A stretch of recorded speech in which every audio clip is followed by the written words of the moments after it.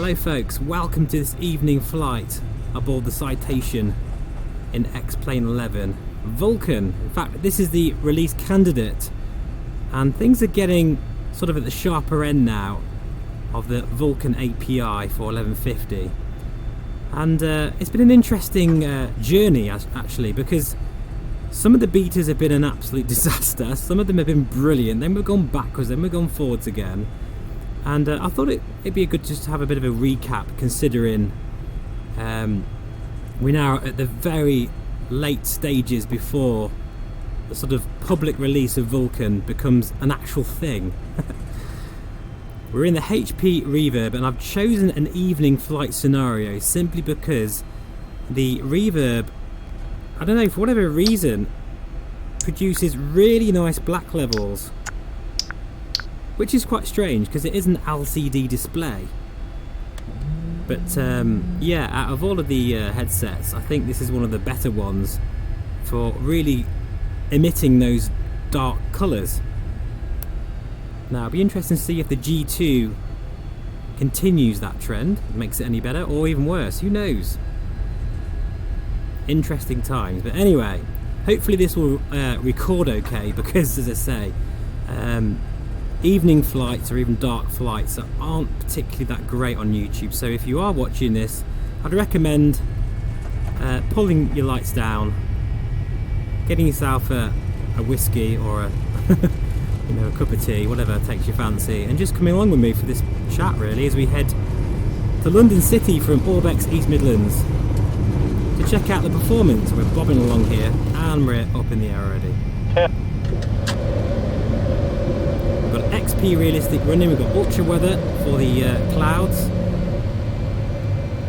and then the Coronado Citation business jet, and all is very, very nice. We've actually got traffic global running as well, a dash 8 there, a couple of dash 8s. So yeah, in an evening guys, oh this is a loud aircraft isn't it? In an evening I'll often do this actually. I will fly in VR, in X-Plane, just to relax. Now, I'll be interested to hear from you guys, what do you do to relax? You know, do you use flight simming as a way of chilling out? I don't always want to stress myself out with airspace restrictions and flight plans and doing everything completely by the book. Sometimes I like to just really chill out, and this is the kind of scenario that I would generally go to. But anyway, let's get back to X-Plane 11 and Vulcan. It's been a rocky road, to be honest, and I knew it would be. They even said, you know, Laminar themselves have said it's been a bit of a rocky road, and we're gonna be learning things as they go. And I like how they are very sort of transparent in their blogs and sort of news sort of articles. When they release these sort of updates and stuff, they admit, you know, oh yeah, we broke this, whoops, you know. 2500. And you know, I've got to applaud them for that, I must admit.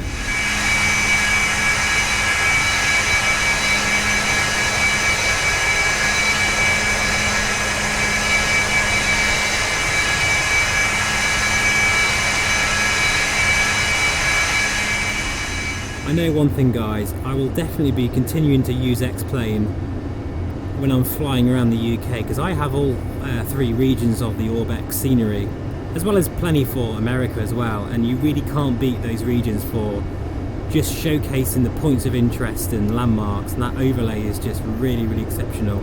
It's something I said many, many months ago actually, even before the release of the new Microsoft Flight Sim, and yeah, it really does make a big difference, and I really hope that at some point Orbx will focus their attention, because it's very early days yet of course, on providing sort of these 3D overlays that blend really well into the ortho. But I've got to say, you know, the ortho in the new Microsoft Flight Sim is so crisp, works so well. It's really, really spectacular and hard to, you know, ignore, and most of the time it does look absolutely stunning no matter where you fly. 2500. So let's just have a look here. We're in the release candidate for 1150. And things are feeling very smooth now, I've got to say. I do still think that the ortho does blur quite a bit. They haven't seemed to be able to rectify that any more than they already have in, say, I think it was beta 7, I think, or beta 8 that sort of got addressed.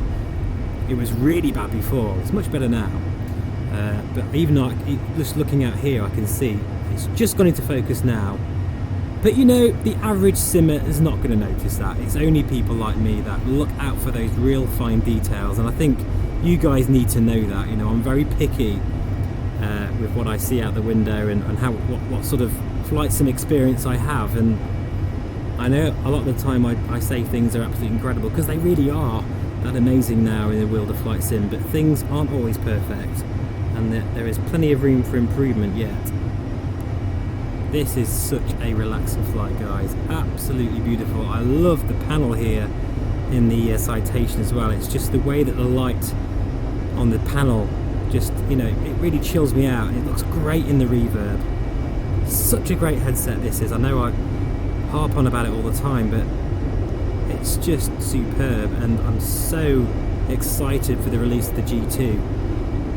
It can only improve on what we already have. At the time of this recording, it's the 31st of August.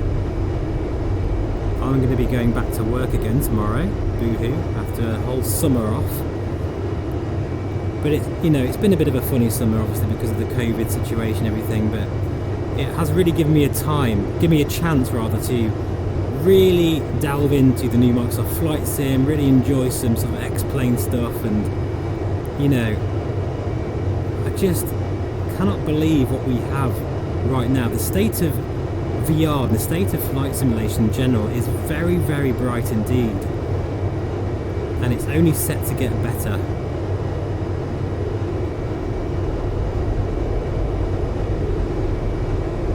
I think what X-Plane 11 has achieved in this last few months has been pretty incredible.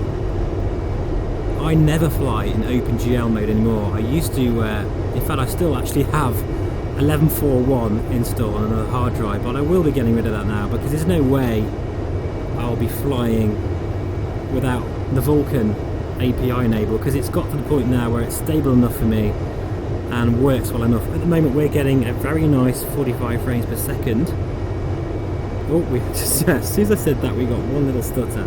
But you know, before, that little stutter would have been a whole series of stutters that would be absolutely horrendous in VR, and it'd probably last about a good 10 seconds, but now you just get the odd one here and there. You know, considering what this is doing, I can take that. I can cope with that.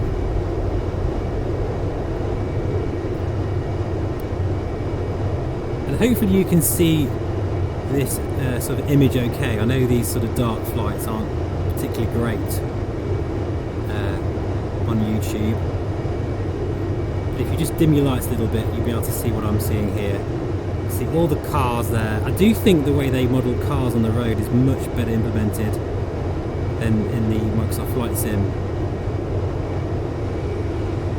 They just seem to move a bit more natural. The ones in MSFS or FS 2020 or however you want to pronounce it, they kind of race round like 100 miles an hour everywhere. It's a bit crazy. Again, nitpicking, but these details are important, guys. They really are, to me anyway.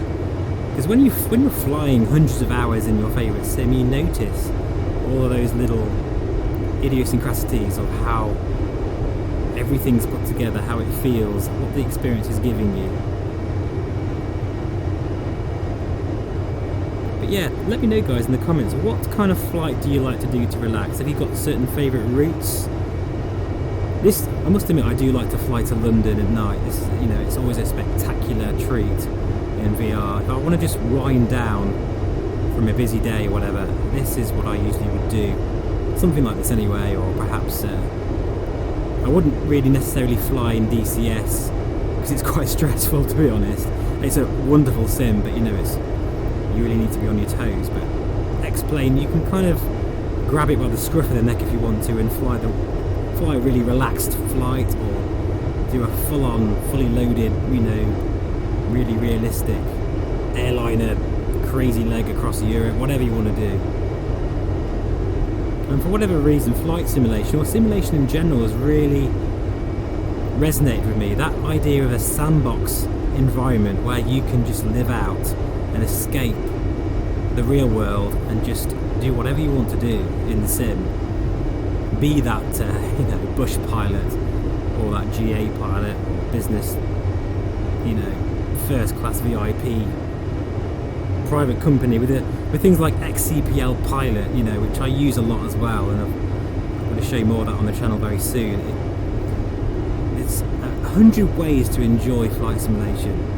So this is, I guess, my point is, I haven't really got a point, I'm just rambling, but if I did have a point, it would be to use all of the flight sims that are available, even Aerofly. I really need to show that on the channel soon, because there's some amazing new freeware scenery that I haven't shown, and it will blow your mind, guys. It looks as good as Microsoft Flight Simulator by a long way. Only thing is, you're getting 45 frames in VR or more, no problems at all. Admittedly, you are missing all the weather engine and all that kind of stuff, but yeah, it's just fantastic.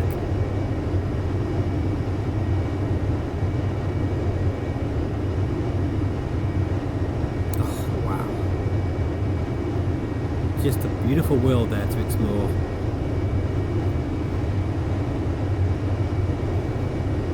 I think the thing that attracts me to this new Microsoft Sim more than anything else is just the weather engine, actually. I think if X-Plane had a weather engine that could compete, that would be very exciting indeed, because it's been something that's been on the cards for a while. I remember in Austin, not many people remember this, he did a massive interview a couple of years ago and said he's very excited. He's working on a new weather engine and AI ATC program that will be implemented in X-Plane 11. For whatever reason, they decided to scrap that, and it's going to be clearly included in the new X-Plane 12. But I don't know, I just feel like they're always playing catch up. And I think with Vulcan, this should have been a year ago. I think they're about a year behind schedule. But they will get there. I think they will get there.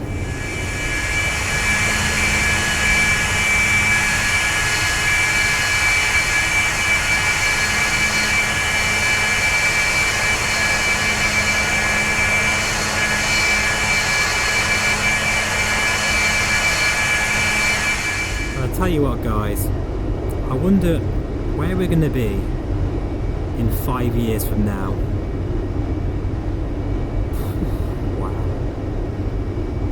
I think it's going to be pretty spectacular. By then we may have another HP Reverb G3 with a 150, 160, 200 field of view. We'll have computers that are going to be at least twice as powerful as what they are now. Microsoft Flight Sim, goodness knows there might be another release by then. X-Plane 12 or even X-Plane 13, who knows, will be here. Right, anyway, so we're going to actually follow this road here, which is the M1. I loathe this stretch of the M1. I haven't driven on this particular road for a very long time now due to the COVID situation, but no doubt that will be changing soon, or I hope so anyway.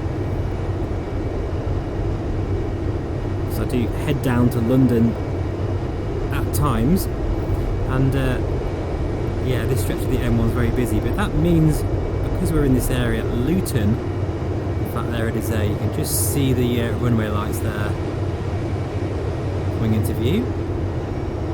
That is Luton, which means we are not too far away now from London.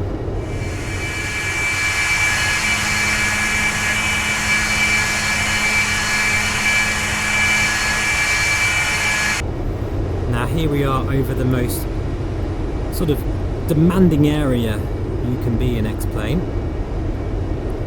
And things are very smooth, actually. I do think, though, it's in part due to Vulkan, but also in part due to Windows Mixed Reality and Steam VR improving their software. I think the whole thing's running, it's much better than it used to be. And pretty much on par now with Oculus. And the only reason why I know that is because I have a Rift S, so I often use the Rift S in X-Plane as well as the Reverb. depending on my mood really, and the type of flying I like to do. But as I say, for night flights, oh, the reverb, well, it's just the best. Such an incredible clarity. There is the Shard. It's the London Eye. We've got Buckingham Palace there, Westminster. It's all looking very, very nice there in front of us. We need to slow down because we're just going to go straight in here.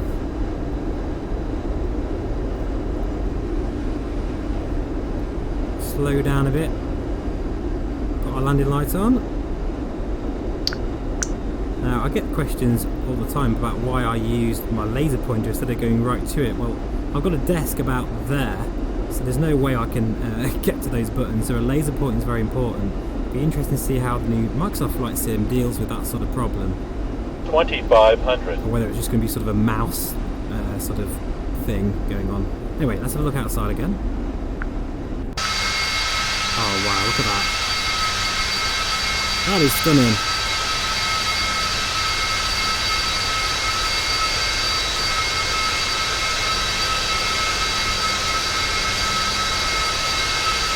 Wow.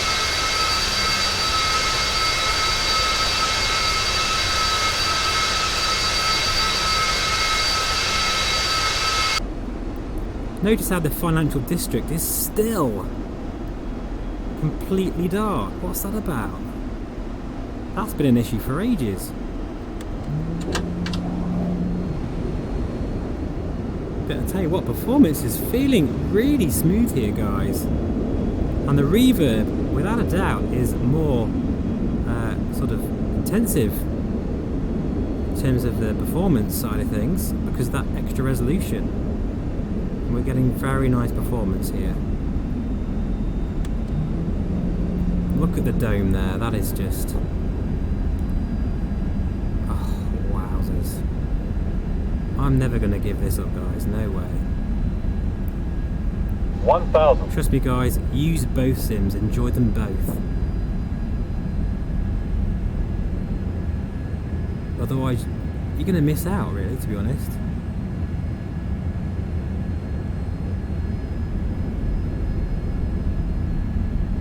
See here, I'm still below the glide slope really, even though this feels about right, because the actual, I think it's sort of 3.5 degrees down. I think you really start late on the approach, and it is fun when you actually do a proper capture and 500 properly into this airfield, because it's just like, seriously?